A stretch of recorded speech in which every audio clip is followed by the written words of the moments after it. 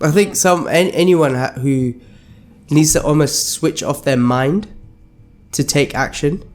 Like, my car's broke down, and just like, hey, smiling at people. Like the thing that British people would do, I guess, like, my car's broke down.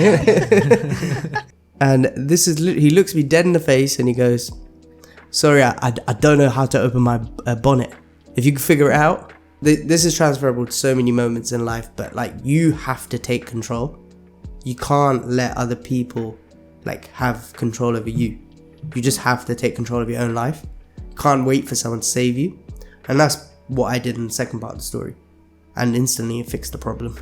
We stay the same. And I know what staying the same means. Staying the same means moving backwards. Because the world's still moving forward. Yeah. Welcome to the Stronger, Fitter, Happier podcast. I'm your host Vin. And today I am joined by the good old coaches at Body+beyond, Sadie and Nikhil. Hey everyone. Hey guys.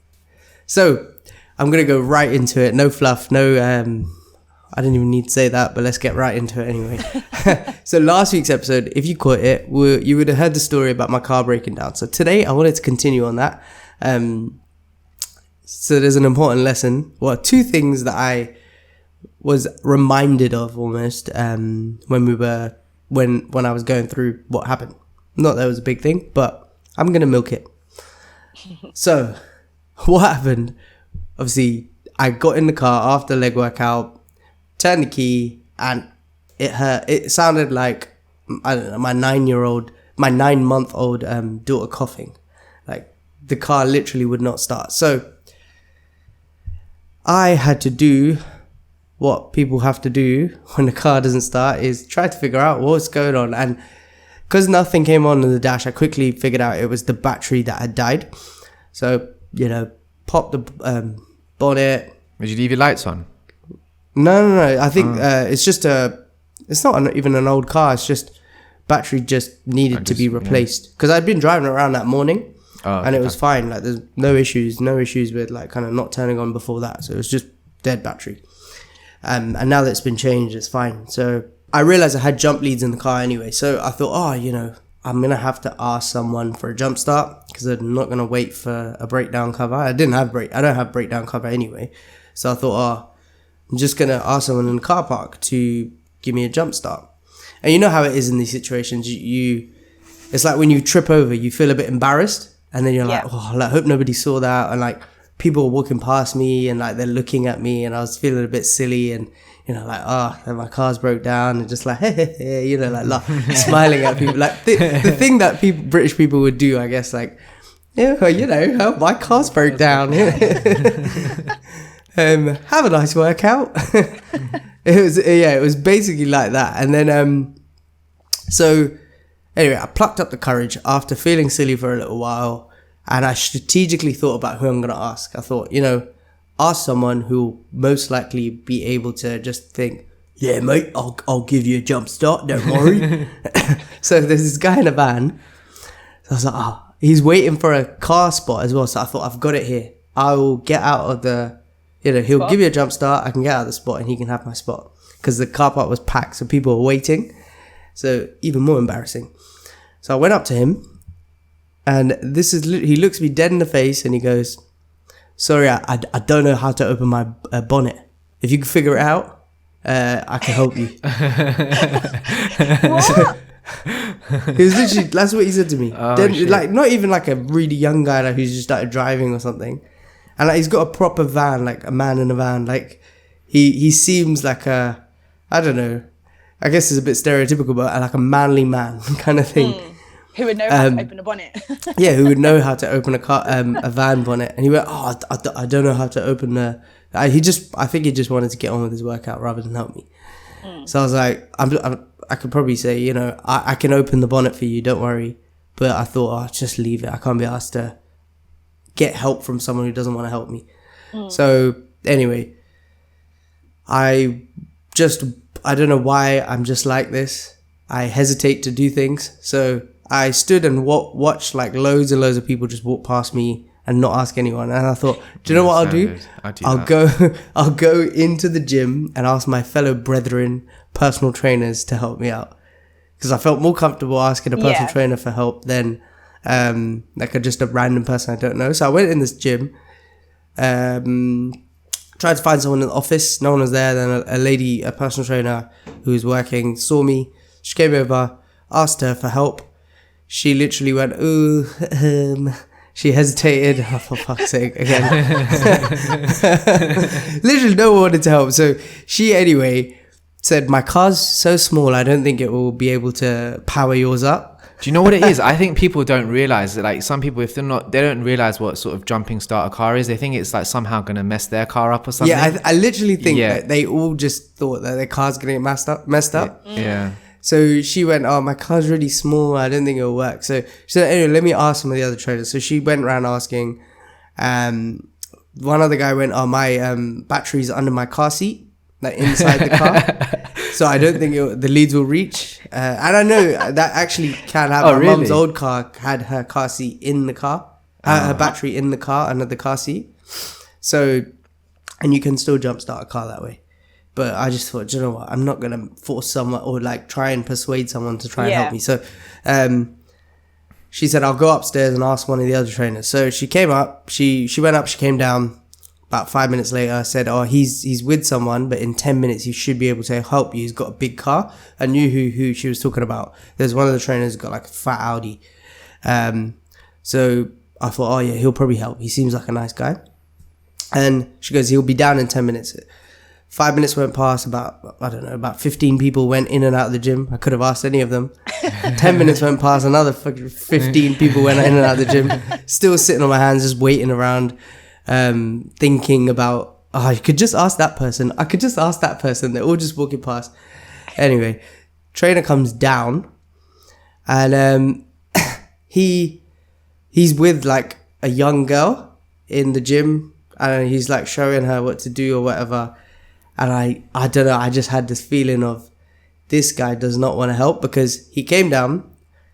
He's like, giving it all that, like, oh, I'm just with someone, And that's fine if he's with someone, but he felt like he was showing off because he started laughing. And he could see me standing there, and he knew that it was me who needed the help. So he started laughing. I don't know what he said to the girl that he was training. The girl started laughing.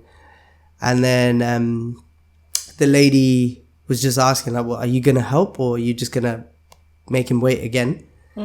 I think literally that's what she said. And then she said, oh yeah, let me just finish with my client. And she was like, how long are you going to be? Because he's already been waiting for you. I don't know what she said, but she said, oh, let him just finish. I thought, you can't just sit on your hands basically.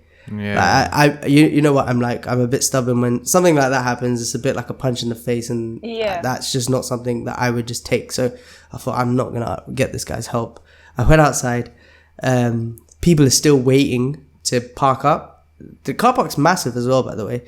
It's just, I don't know, it was a busy day at the gym. So I saw an old person, like he kind of caught my eye and he was obviously saying, are you leaving? So I went up to the car and I said, I am leaving, but my car's broke down. So if you're willing to, this is because of obviously what happened inside. I just thought I'm going to go for it now. I'm not going to sit on my hands anymore. I thought, if you give me a jump start, I'll give you my my parking spot. And he was like, all right, he was like, I said, oh, I've asked so many, and then I laid it on. I said, oh, I've asked so many people, no one's helped me. And it was an old couple, and they were like, this is literally what he said, us old people have nothing to do, so I'll help you out. So he goes, let me bring my car around the front. And anyway, long story short now, about 15, 20 minutes later.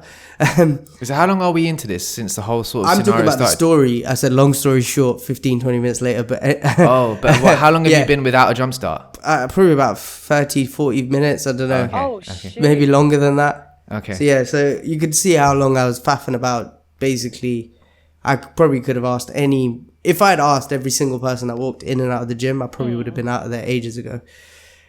But yeah. And then, he helped me out and I went on my way.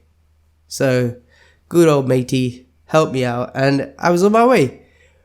The moral of this long story, hopefully you're still with us, is that basically when you're struggling and you're vulnerable and you you have to get out of that situation. You have to ask for help. You have to do something to change where you are now, or you're going to stay where you are. So what made me ask for help, even though I didn't want to ask for help, and I felt silly and I felt stupid and vulnerable, and ashamed, I don't know why, was because I knew that if I didn't ask for a jump start, I'm going to be stuck in that car park. Basically just stuck in that car park. Yeah. I walk home, I inconvenience a family member, whatever. Like, it's going to take me ages to get home and get this problem sorted. So I have to do the scary bit of, even though it's not that. Someone listening to this thinking, what? Why are you such a wimp? I do the exact same. Yeah, but anyway, it's just how I am. So I was like, made the bold move for me to ask for help. And then the second part of this is that, you know, when you've asked for help and someone's like almost ridiculed you, or you're in a situation where you're at mercy of someone. That's how I felt. I felt like I was at the mercy of this personal trainer. Yeah. You know, he felt like he was in control. He could keep me waiting and, you know, do his little flirty with his personal training client. I thought, you know what? There comes basically, this is transferable to so many moments in life, but like, you have to take control. You can't let other people like have control over you. You just have to take control of your own life. You can't wait for someone to save you. And that's what I did in the second part of the story. And instantly it fixed the problem. Yeah. So someone listening to this may be able to relate that to any area of their stories. I know you guys probably can as well. But you know how it... Well, you may not know, but I'm sure people listening to this know how it is asking for help. Especially when it comes to their health, their fitness, their nutrition or whatever. Like, I was on Facebook yesterday and I saw Jason, you know Jason Manford, the comedian, the British comedian. Mm-hmm. Yeah, so he posted something about something to do with weight loss, like a little post on his, I don't know, family group chat. And there was a comment underneath. The top comment was, this dude is really struggling to lose weight and he really wanted Jason Manford's help, because I think he posted about his weight loss. So he said, like, I'm struggling, I don't know what to do. And doing that is so difficult. And you know, when you're in a place where you're just like stuck, yo-yoing, you're going up and down, your fitness is not improving, you hate your lifestyle, you hate that you're stuck with your body. How do we help those people is my question to you guys. How do we help someone, you know, overcome that fear of asking or getting help, getting support? Because in the past, they may have been ridiculed the way I was. Or I wasn't ridiculed, I'm exaggerating the story, sorry. But made to feel silly for asking for help when someone then, you know, almost sucker punches you.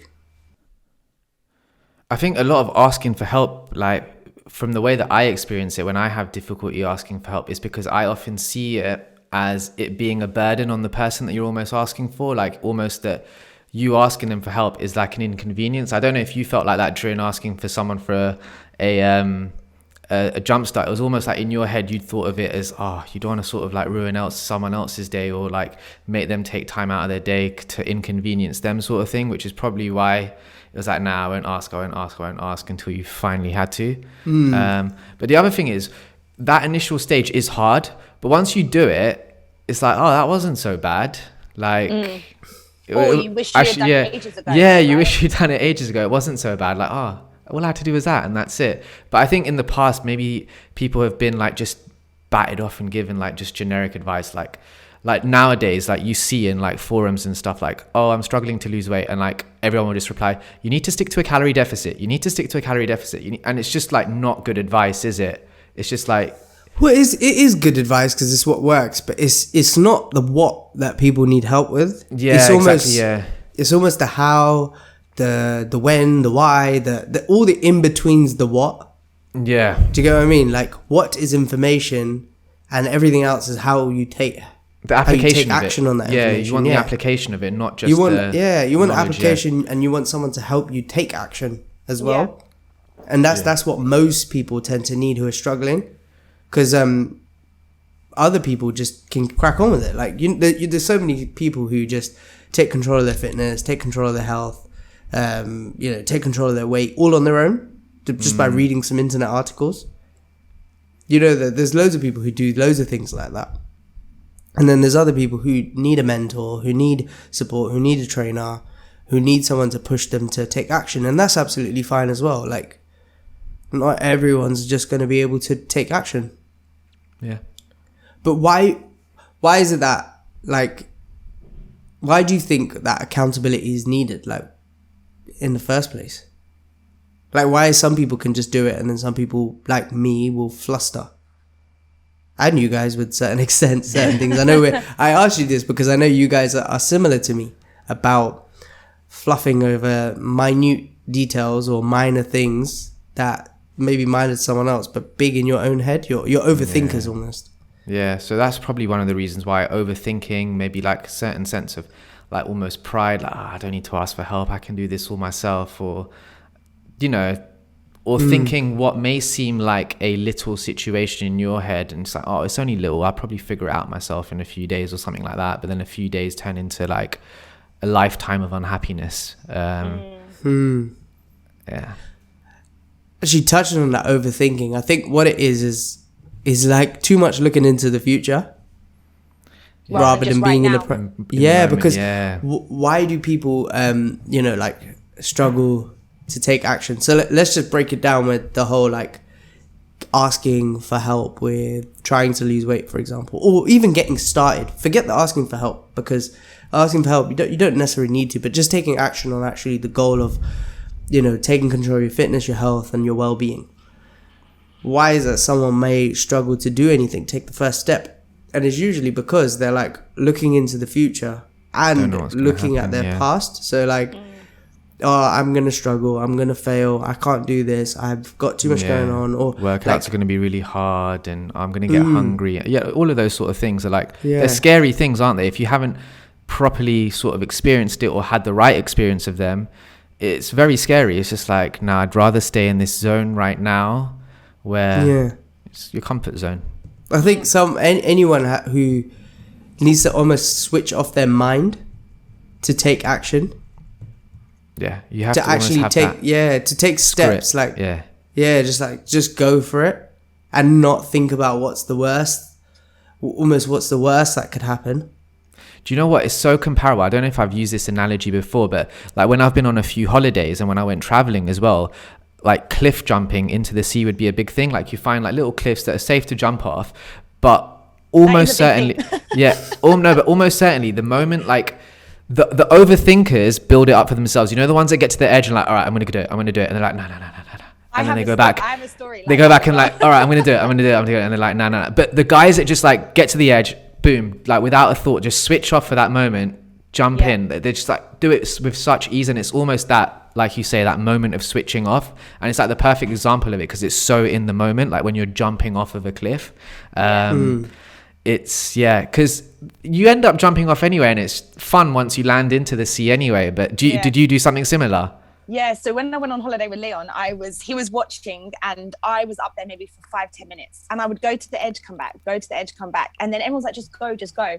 Finally I did, but when I got down and went to Leon, I was like, why didn't I just go straight away? The build up in my mind made it 10 times worse, whereas I could have just literally gone to the edge and jumped straight away. And it's the same as people starting their journey. And you've watched 100 people do it before you and they made it into the sea and came out just fine, like nothing went wrong, and it's still in. And same with the sort of fat loss. You've seen, your family, your friends go through it and they've come out the other end feeling like so much better for themselves.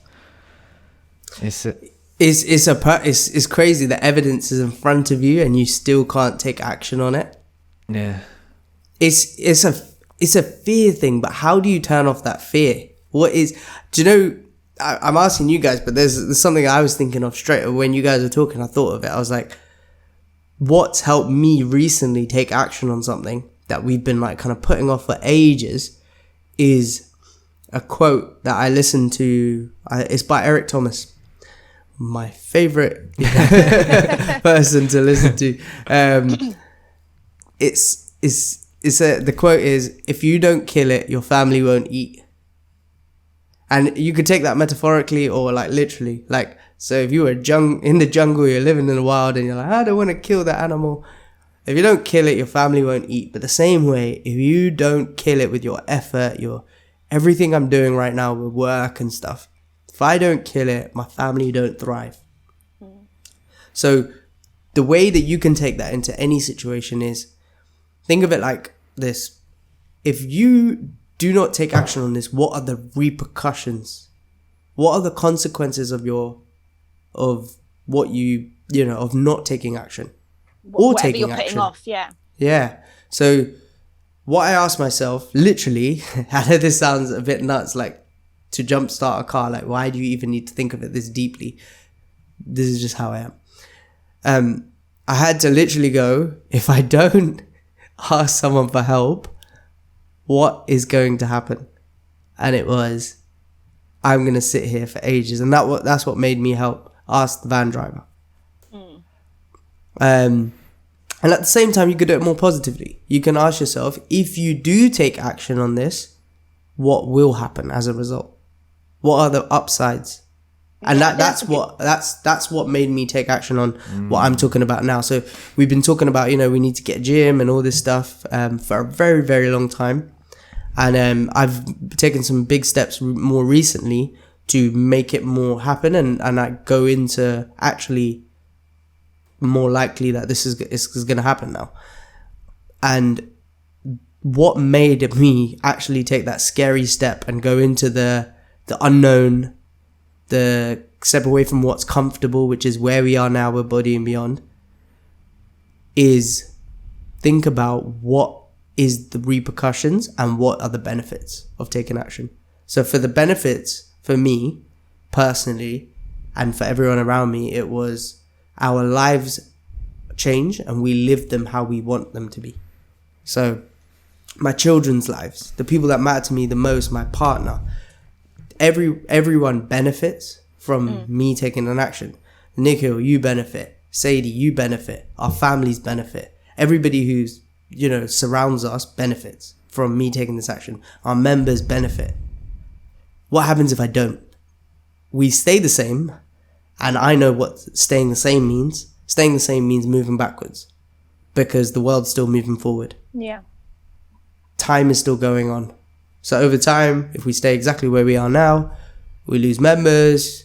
People, get fed up of us saying that we're doing this. We've got this big dream. People think we're bullshitters, we're liars. You guys lose trust in me, faith in me. My family's life stays exactly the same. Not that it's bad, I just mean it stays exactly where it is now. And the repercussions almost forced me to take action. And the benefits attracted me to take action. And I think that's the ultimate way of thinking about it when you're stuck, when you're in that. Can you guys think of anything that you could apply that to in your own lives at the moment? I can. So in terms of me moving forward with my life, like I was speaking to Vinay the other day, like me moving out, getting a mortgage, and I've mentioned it on podcasts before, but I'm very much comfortable with, I'm just saving my money, I'm just doing it like this. And then it's like, well, why don't you get an actual quote from the mortgage advisor? Why don't you do this? Why don't you that? And it's because it's the fear of, oh God, what if she tells me I can't afford this? Or what if what I actually want is what I can't actually have right now? And the fear of what she's going to tell me is something maybe I don't want to hear, So I think that I'm putting off, I don't. Go on, Vinay. No, go for it. Go, carry on. I can't remember what I was going to say now. Sorry. But yeah, I'm quite comfortable with where I'm at, and I know I'm just saving, and I know I'm doing the right things, obviously, to move forward. But there's more that I could be doing and more action I could be taking to get the benefits. And without going too deep in your particular scenario, what I would say to anyone who's a bit like Sadie, who's like in a moment of like almost comfort of where you are now, knowing, like, so say for example, someone started with their fitness journey, they're going on walks, they're trying to monitor what they're eating and change their diet, but weight's not really it's coming down 1 week, and then they have like a blowout on the weekend, and then it goes back up, and they're kind of almost making progress, but not making progress. Yeah. They're getting a little bit fitter, they feel a bit better, but they're not really doing anything significant. And they know that it's not going to cause the big transformation they actually want.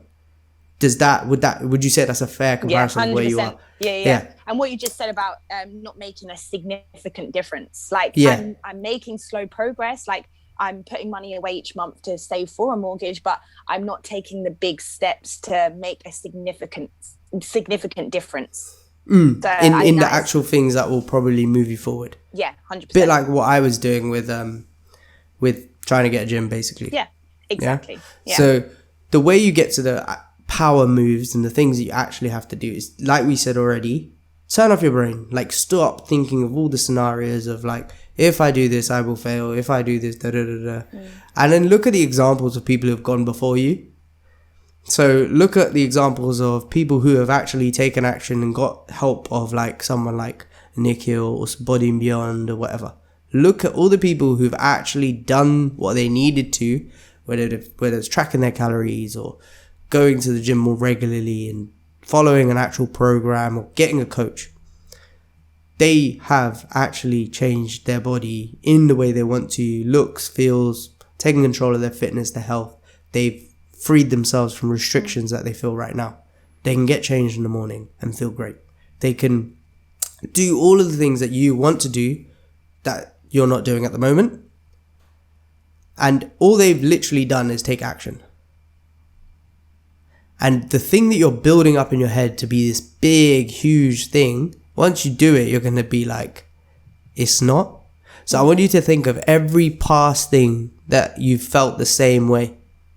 So whether it's in your own personal life, like, I don't know, quitting your job, starting a new job, trying to have a child, whatever you're thinking of in your own head right now, listening to this podcast, there's something that you thought was going to be really, really hard or scary or difficult and nerve-wracking, and it felt like that at the moment that you were about to do it. But once you literally did it, you were like, oh, that wasn't actually that bad, and you had this big weight lifted off your shoulders. Imagine that feeling with this thing that you're putting off right now. And imagine exactly what's going to happen if you are able to take the steps that you're putting off. What would your life look like if you did make that change? What would you do? What would you feel like? What would you like? Literally feel it, every single thing. And then what I want you to do is think about in a year's time, in 5 years' time, in 10 years' time, what your life looks like if you literally do nothing and stay where you are. Like, feel it. Feel that pain. Because if you do that, you're more likely to actually change. Because what people do, and the way they justify staying where they are now and the comfort, is they stay in the comfort. Like, you don't think about like the pain points. You stay away from that. You go, yeah, but I'm okay. Like, you justify your actions. You're like, a bit like what you're saying, Sadie. Like, I'm saving. I'm working towards this. When I get there, I'll do this. Yeah, it is. It's same way with, it, isn't it? Yeah. Yeah, same way with someone like, oh, I'm taking steps. I'm going for walks.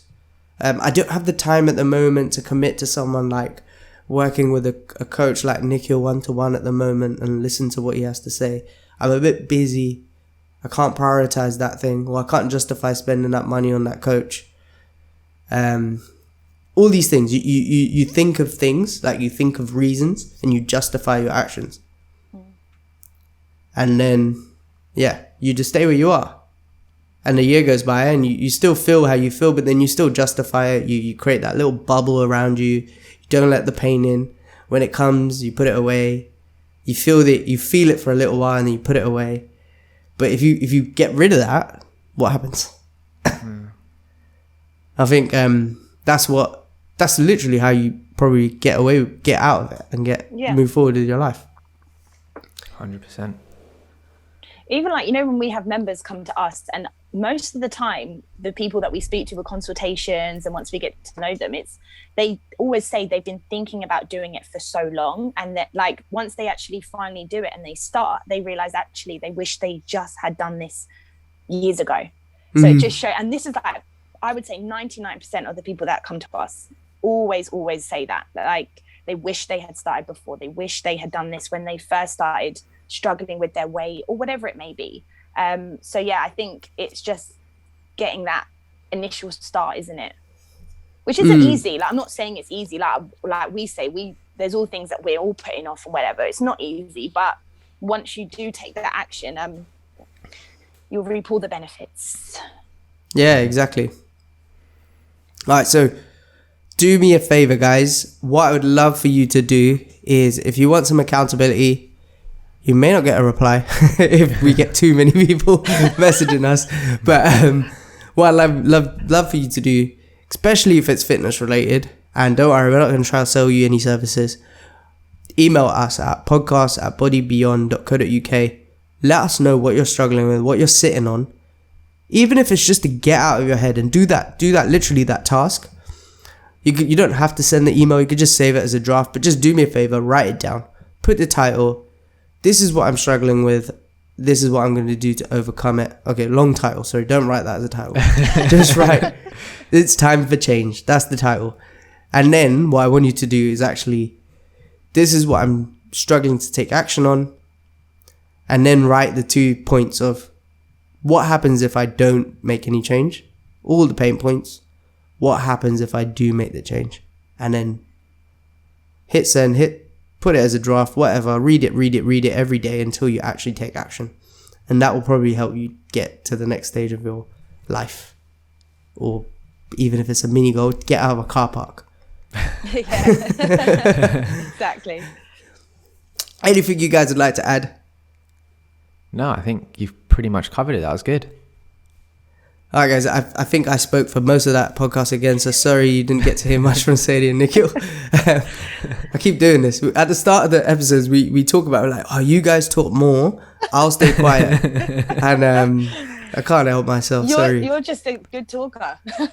We're just really great listeners. Don't be nice, Sadie. You're just like... No, you are. It's funny because right before it, we're like, yeah, don't worry, I know, I'm going to see. Anyways, guys, thank you so much for listening. If you're still listening, if you are still listening, we'll ask you again. We ask you at the end of every episode, screenshot this, tag us. Nikhil still hasn't changed his Instagram handle. It will happen. It's at Nick. It's Hill. At Nick HIIL.S. Yeah, okay. One day he will change it. Mine's is Vin and Beyond, and Sadie's is Sadie_bodybeyond. Okay. Tag us, or just tag at Body and Beyond UK, and we will tag everyone else if you can't remember it. So tag us in those posts, help spread the message. Please leave us a review. Please, can you comment on this if you're watching this live, if you're watching this on YouTube, if you're watching the video version. If you haven't watched the video version, go and check it out. You can get to see what the voice to the face looks like. And go from there. Subscribe, do all the good stuff, leave us a review, leave us a rating, and it really helps us out, push this up and spread our message to more people. Thank you for listening, and I hope that helps you become stronger, fitter, and happier. Take care, guys. Bye-bye. Bye.